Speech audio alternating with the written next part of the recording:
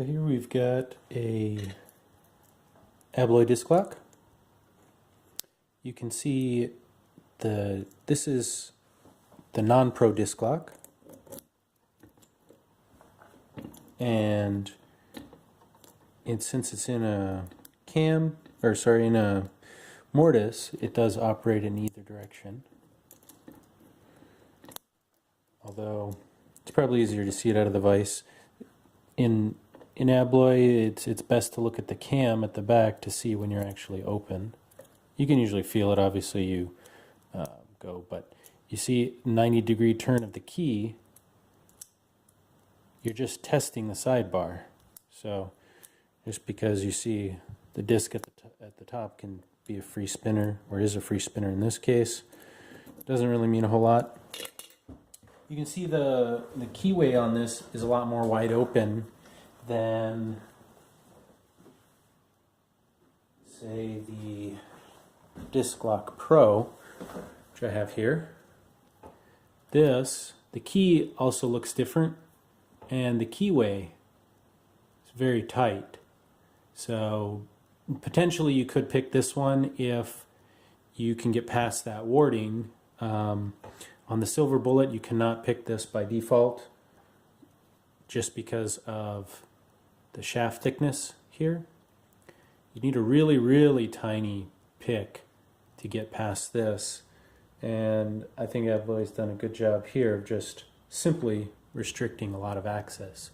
You know, it wouldn't prevent somebody from coming in and just filing off those little teeth, but then you are damaging or changing your lock. In any case, this is the Disklock Pro, and this is the non-Pro, or the earlier version. You can also tell the keys typically look different, with this little triangular cutout here versus the, you're going to call that like a L shape, and a triangular little insert versus the circle. So if you ever see the keys online, you can take a look at them and see if you want to get a non-Pro Disklock. This is the one you're looking for if you don't get a shot of the keyway, or typically just the plastic part in the key tells you a lot. So we're going to go ahead and this lock is fairly easy to, easier than some to gut. So hopefully that all goes fine. I tested that out and got it open. So we're gonna. Looks pretty good. Well, we're at 3 minutes already of just explaining, but whatever. Let's go ahead and go for a pick. So the first thing that you have to do when you're what do you want to call it? When you're going to pick these is the fourth disc down. So from the top, you want to go 1, 2, 3, 4. It's actually pretty easy to just feel also.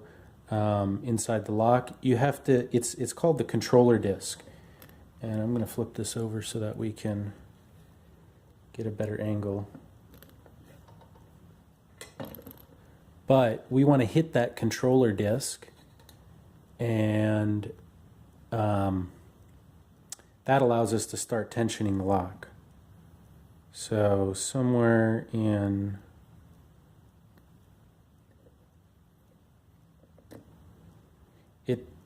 your width of your discs is pretty wide open, with the exception of that controller disc. And there you see we got it. We're now actually tensioning the lock. So you can see that our tension went a lot further.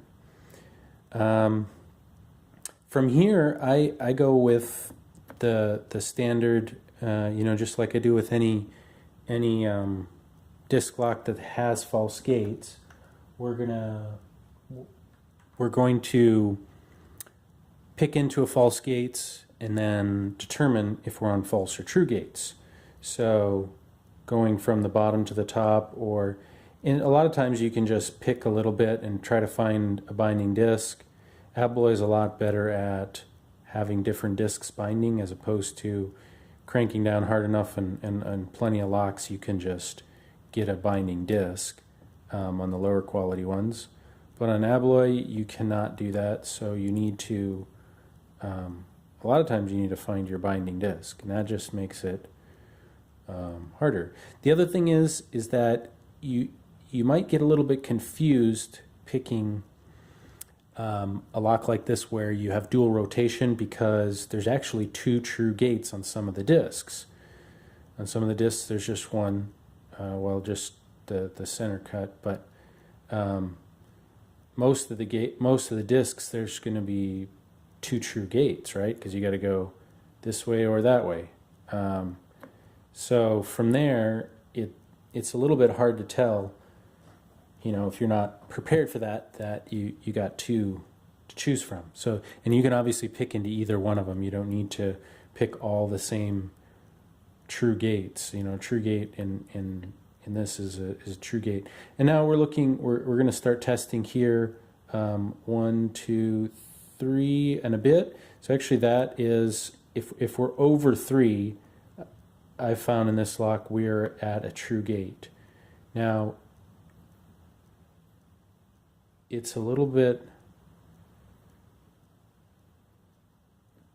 it's not always easy to tell what you're at.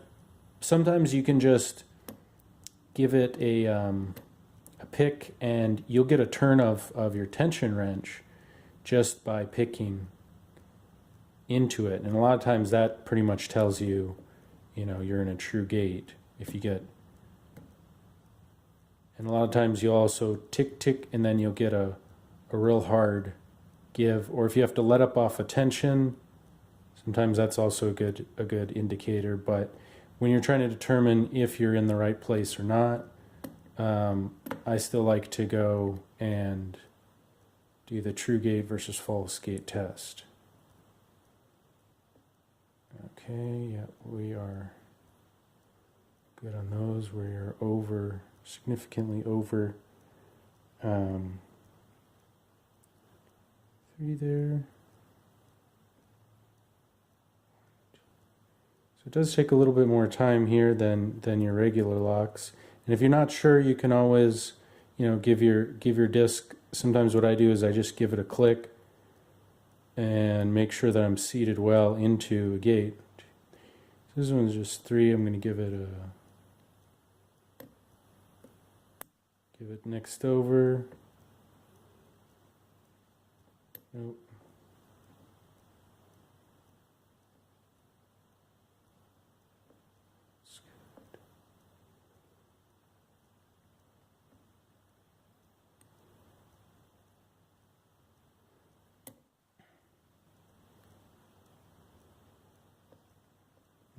Okay. So now we're on our controller disc here. This one only has about one mark of movement. So that's how you can keep a little bit of track of where you're at in there. But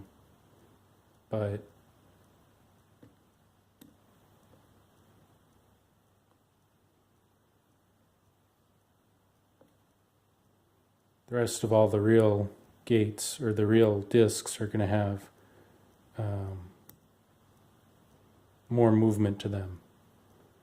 And that's one of the things that makes this lock a little bit hard, besides just it being a good lock and all that, is that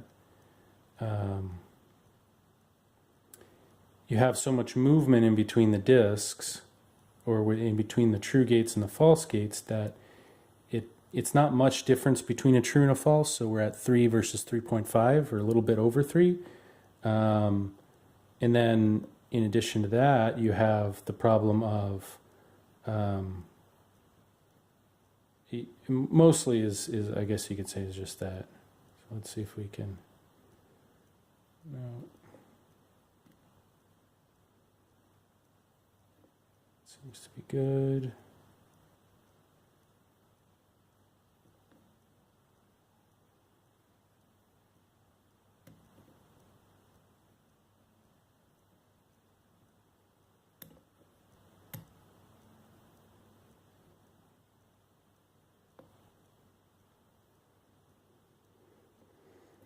Okay, we'll run through the pack one more time and see what we can see.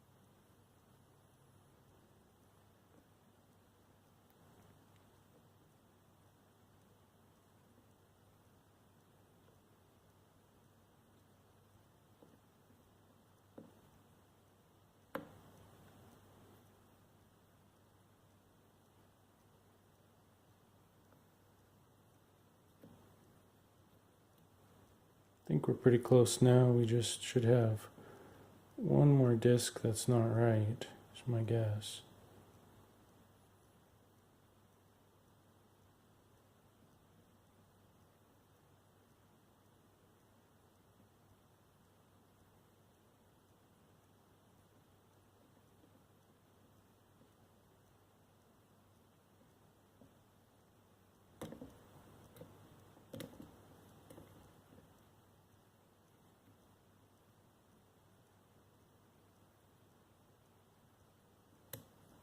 And there we go. So just had one slightly out of position, and we are now open. So you can see if we look at the cam at the back, we are in fact open, controlling the cam with our tension. So that's a clear indication you have it picked. At the top here, the front disc doesn't really tell you anything. So we're going to go ahead and lock it back up. You don't need a key to gut these locks, you just need access to the back of the lock. So we'll go ahead and... This will probably be quite a long video just because I am planning to show a little bit about the lock more than just pick and gut. So sorry about that. If you're not interested and just want to see the picking, then that's about it. So let's go ahead and get this apart. If you have the right tool, this is not that hard to get out of there. Of course, just make sure you don't spring it off and lose it. But a real small flat screwdriver, like eyeglass screwdriver like this, works pretty well, I found.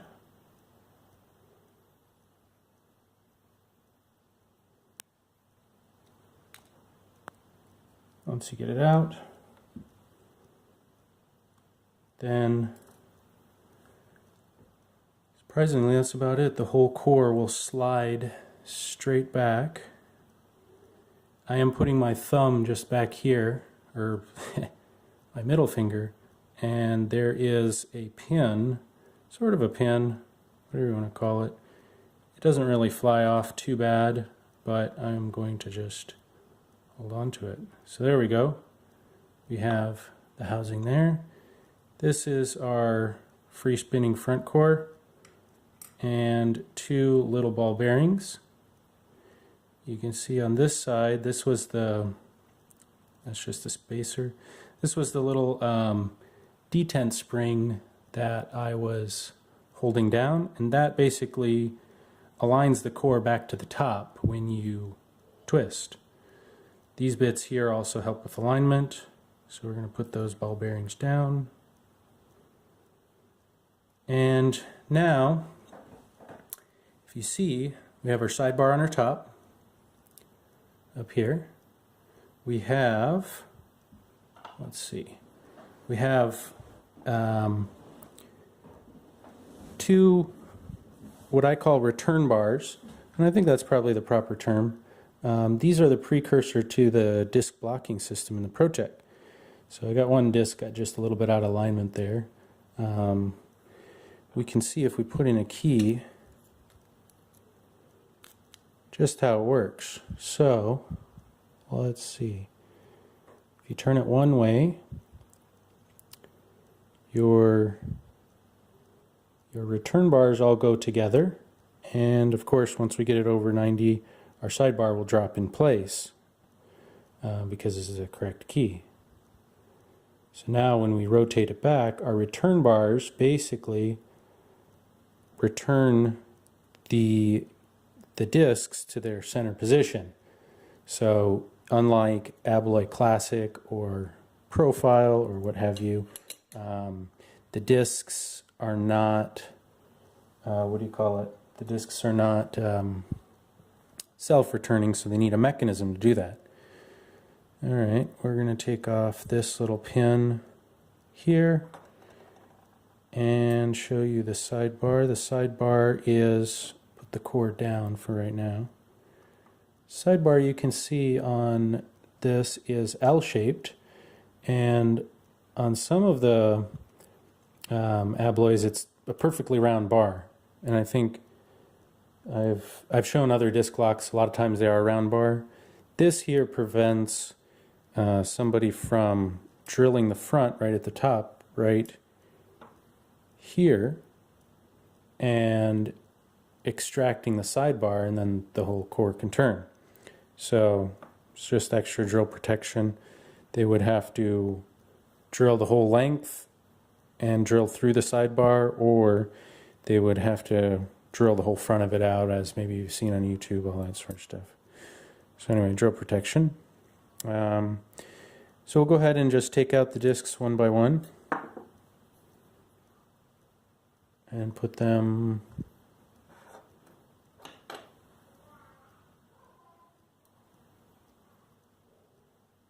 we have our front disc, which has our little detents on it, and then our first code disc.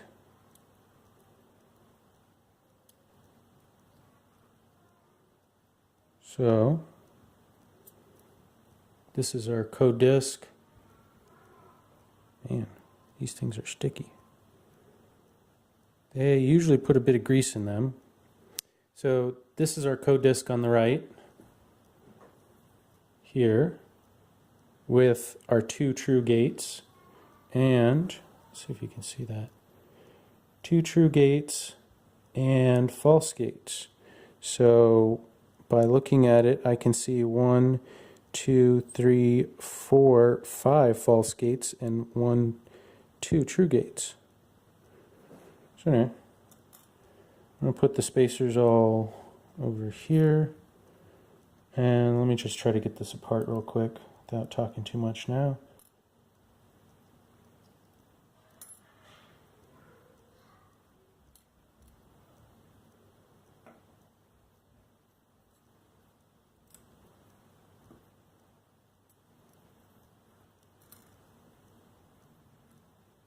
And here, our 4th disc down, this is our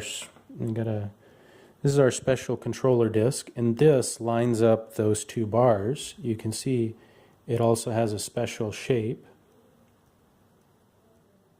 little bits for the bars to align, and then of course it goes all the way to a true gate here and a true gate here. So there's no false gates on this guy. That is, as I mentioned, 1, 2, 3, 4, 4th disc down, 4th code disc anyway. Let me just, let's just forget about the spacers for right now.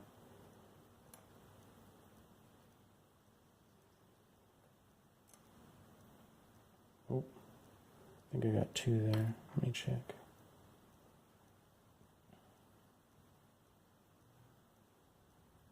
Yep. Sneaky little guys. And you can see there's a couple steel discs, steel spacers rather, every now and then, and brass spacers.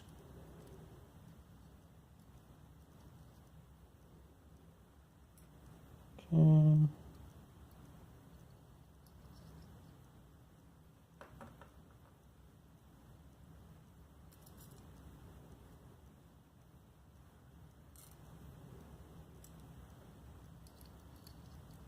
And here's our final disc and our 2 return bars.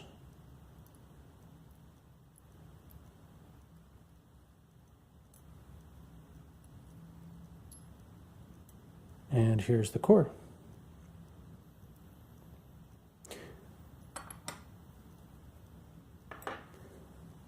Go ahead and give you a shot of all the discs. A few of these are spacers are on top.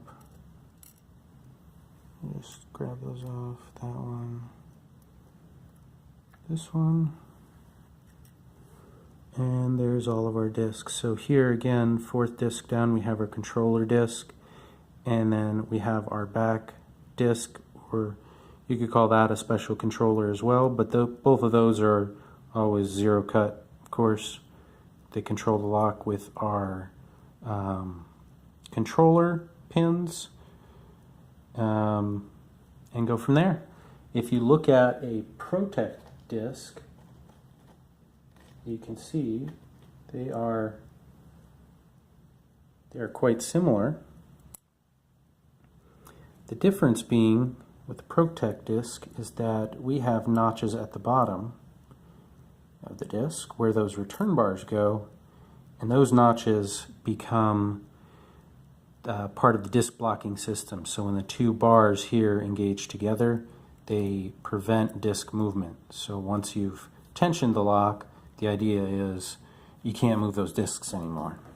Of course, Matt Smith from the UK, who's designed the silver bullet here, he has developed a way of bypassing that system, and he has a talk about it from OzSecCon. But in any case, we're at 22 minutes, so that's pretty much all I wanted to say about the Disklock.